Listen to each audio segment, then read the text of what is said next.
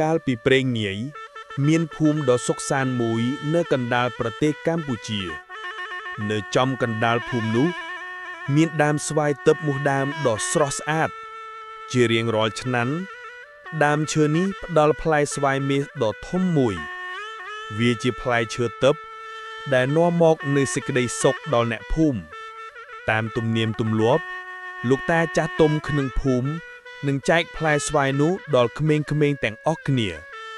មនុស្សគ្រប់គ្នាសប្បាយចិត្តក្នុងការចែករំលែកជាមួយវាប៉ុន្តែមានក្មេងប្រុសម្នាក់ឈ្មោះអារុនមិនសប្បាយចិត្តទេគាត់ចង់បានផ្លែស្វាយនោះតែម្នាក់ឯងយប់មួយនៅពេលដែលអ្នកភូមិដេកលក់អស់អារុនបានលួចចេញពីផ្ទះរបស់គាត់បានទៅដល់ដើមស្វាយទិព្វនោះដោយចិត្តលោភលន់គាត់បានឡើងទៅបេះវាជារបស់ខ្ញុំតែម្នាក់ឯង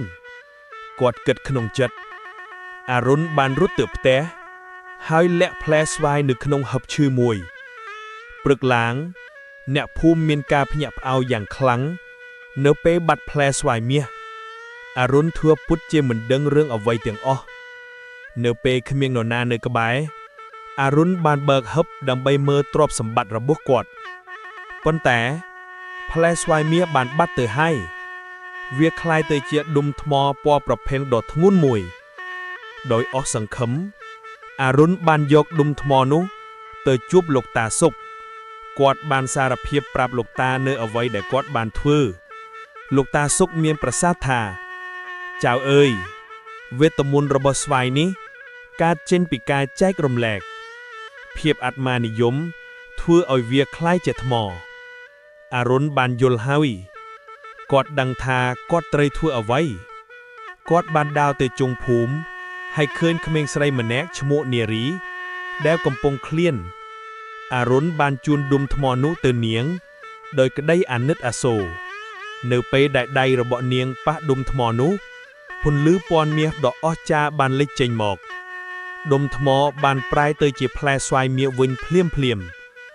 អារុនបានចែកផ្លែស្វាយនោះទៅឲ្យនារីនាងបានញ៉ាំយ៉ាងឆ្ងាញ់ពិសាហើយលែងឃ្លាមទៀតហើយអារុនមានអារម្មណ៍សប្បាយចិត្តជាងពេលដែលគាត់ទុកវាជារបស់ខ្លួនឯងទៅទៀត